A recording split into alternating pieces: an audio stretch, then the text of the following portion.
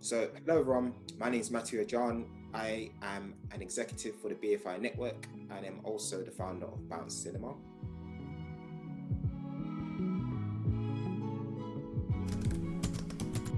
I started Bounce Cinema because, firstly, I really love film, and also I felt like it was so important to, have spaces where the community aspect of watching films together could be maintained and celebrated. And personally, I just feel like there's so many, amazing filmmakers and talented people within our communities, but sometimes we just don't have the right platforms and pathways to really just connect with the arts and film, in a human and fun way.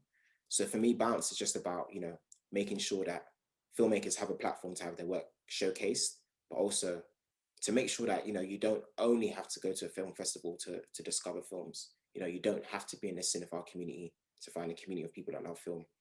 So for me, Bounce is just about, breaking down barriers to access to film.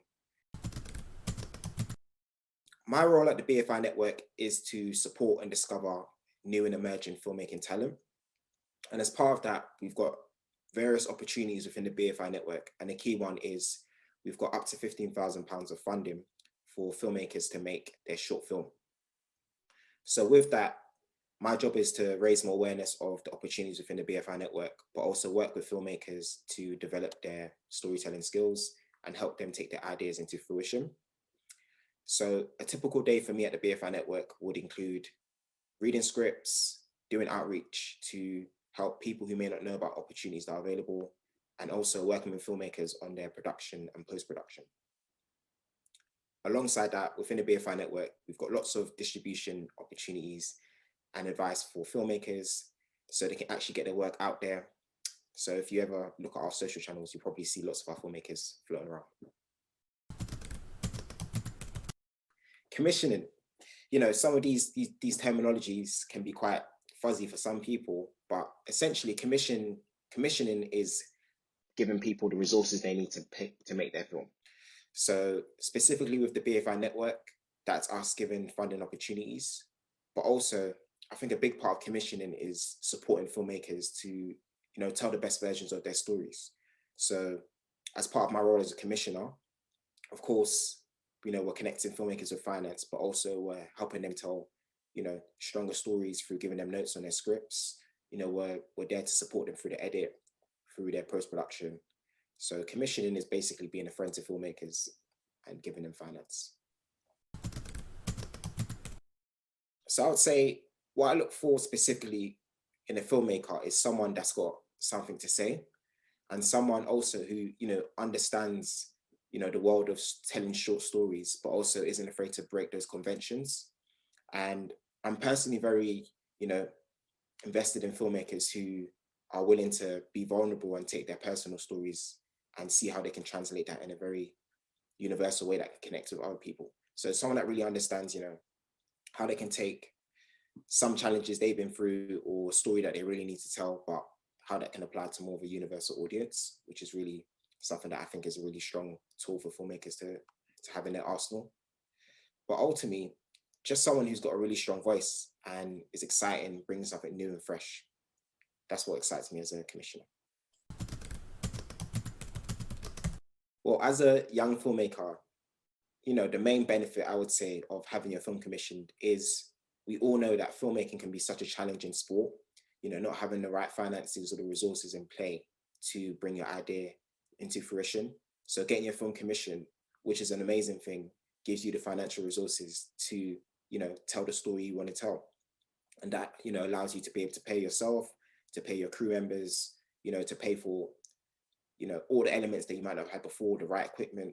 But alongside that, when your film gets commissioned, you're ultimately getting another team member on your production and on your film. So we're going to be there every step of the way on the journey.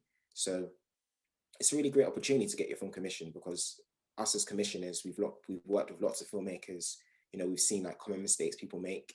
So it's just useful to have someone by your side that can help guide you on your filmmaking journey. Getting your film commissioned, I would say it's such a journey and there's different pathways you can take. So for instance, with the BFI network, which is also a very beautiful thing, it's very accessible and open to everyone.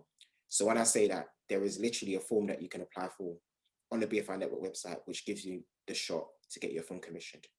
And, you know, different broadcasters and different organizations work in different ways. So for some people, you know, to start a commissioning conversation, you need to go through an agent, but there are different pathways, and it depends whether you're working in, you know, short form narrative or you're working in music videos. But I think beyond the, you know, the technical elements of getting your film commissioned by reaching out to people, by filling out forms, the journey to getting your film commissioned, I believe, starts from, you know, making a start and making your own work. Because having a creative track record and being able to showcase stuff that you've made previously will really just help increase your opportunities and chances to get your work commissioned. And also get into the habit of really just, you know, developing your ideas and being very intentional about the stories that you want to tell. Because on your commissioning journey, you're going to be speaking to lots of different people. You're going to have to be able to communicate your idea, and you're going to be constantly pitching. So getting your film commissioned, I would say the elements are, you know, working on what you can now with what you have, so that you have a portfolio that you can showcase to potential commissioners. Alongside that, being very clear and intentional about the idea and the story you want to tell. And then finally, just shooting your shot and speaking to people, reaching out to commissioners and applying for different schemes and opportunities such as the BFI network. I think the beautiful thing about film is that it comes in so many different shapes, sizes, and formats. And I don't necessarily believe that things are, you know, radically transforming. I just believe that people are very much after, you know, honest storytelling, and storytelling that can touch people. I think at the moment, and maybe I'm coming from a biased place, but just independent voices, new voices that really reflect the world that we live in today. So films that I've previously watched, you know, films like Rocks, you know, The Last Tree, you know, His House, there's, you know, there's some powerful films that have got something to say. So whether it's a documentary, whether you're making a short film, whether it's a feature film, I think it's not necessarily about the format. It's just about, you know, whether you can emotionally connect with your audience. And of course, 2020 was a very special year for the whole world. So filmmakers have to be a lot more creative about how they're going to tell their stories.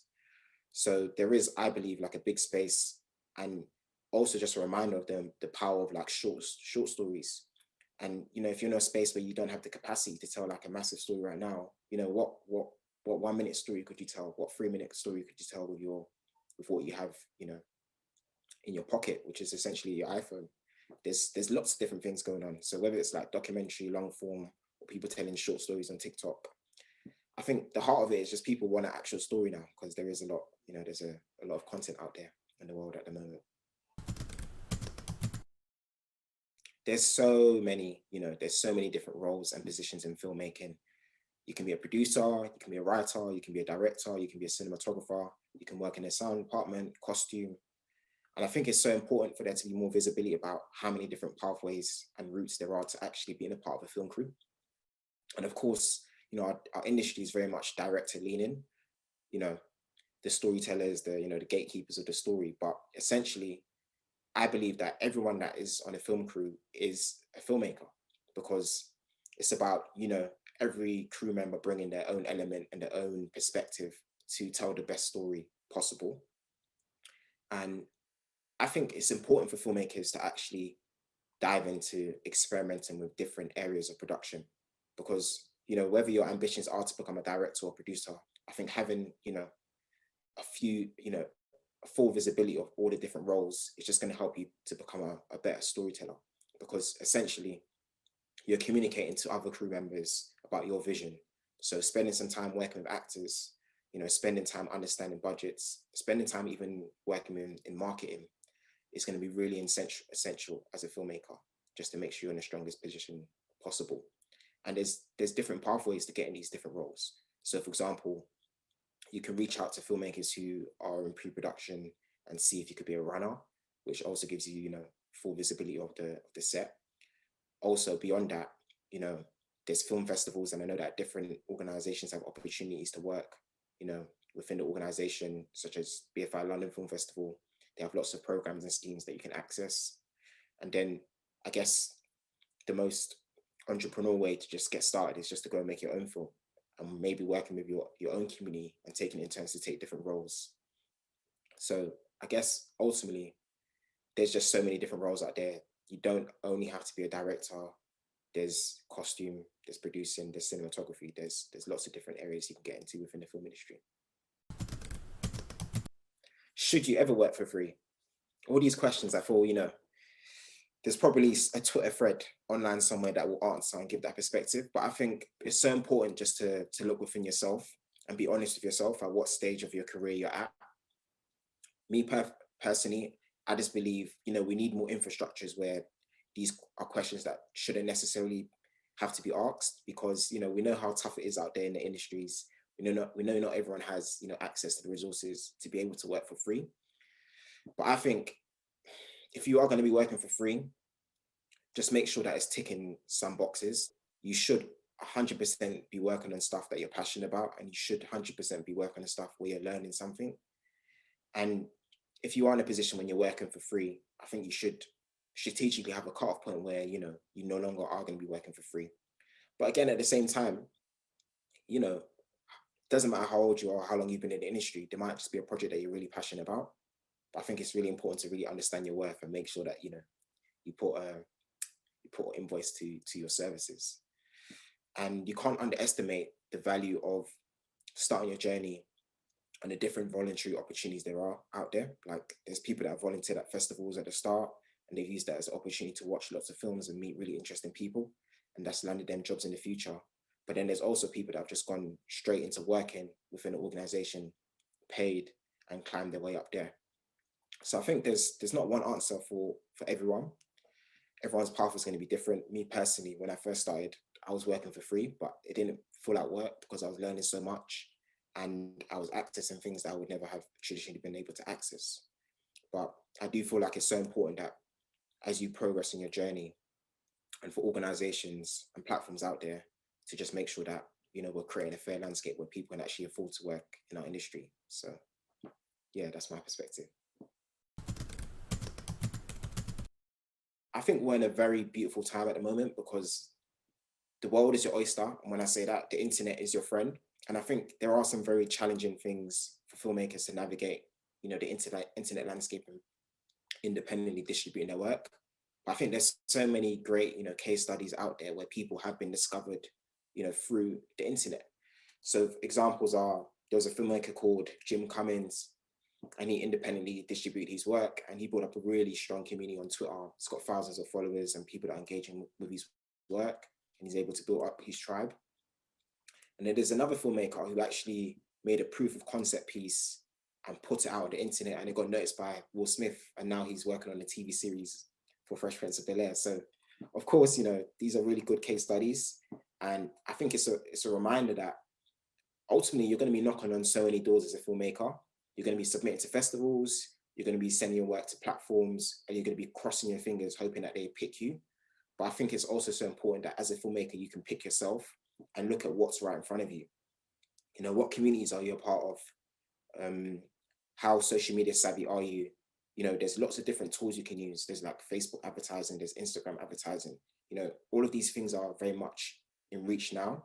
And I feel the distribution of films has been very much democratized, because traditionally you had to be working with a distribution company. You had to be able to secure like a placement on massive press.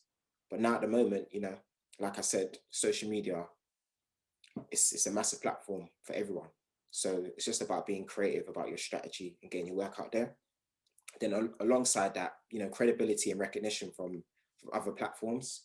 Of course, it makes a difference saying, this is a short film I've made, and versus this is a short film I've made that premiered at Sundance and BFI London Film Festival. Of course, these things are going to add credibility to your work. But regardless of, of the laurels or the stamps of approval, the most important thing is going to be, the story you've got to tell. And if you focus on, making a really good film to the best of your ability, that's going to speak volumes, and it's going to connect to people on a deeper level. And you're probably even going to have a bigger chance of actually getting on the platforms you seek. So I would say don't get discouraged if you're not able to secure, a spot on one of the platforms that you want out there, because it is highly competitive. But do take the opportunity that, you can send your film to people directly via email, and also you can just get out there on the internet through social media. So it's just about being a lot more creative and entrepreneurial about your approach and distribution now, and just not getting discouraged by, feeling like you need the platforms to get your work seen. The key thing is, remember, everyone is a human being. So I just believe a pitch, if it's a random pitch, should be conversational. I think people should reflect and ask themselves, have they ever been at a party and, they're hearing someone speak for like 50 minutes straight? I think the first thing you need to do is just build a genuine relationship or connection with the person you're speaking to. But also, rather than really focusing on what happens in your film, I feel like it's important to focus on, the why of the film. Why is this story important? Why does the story need to be told now? Why are you the best person to tell this story? And then alongside that, really honing in into the themes of your story.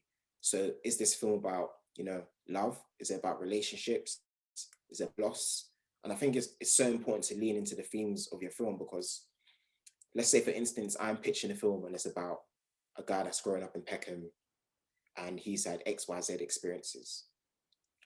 If I'm pitching that film to someone else who might not be from my community, they might struggle to really resonate with what happens. But I just do believe that everyone does go through, few things that are universal. So everybody, to a certain degree, might have lost someone before. Everyone's dealt with fear. Everyone's dealt with imposter syndrome. I think leaning into those emotions is going to help a lot in your pitch, because you'll be able to resonate with the person that you're speaking to a lot more successfully. So that's my main tip, really. I think it's really, of course, what happens to your story is important, but it's about, the why, and also, these themes that are universal, that's going to connect with whoever you're speaking to at an emotional level. We are in a space where there's so many amazing platforms and resources that you should be looking at. And of course, I'm going to, plug BFI Network, checking out Bounce Cinema.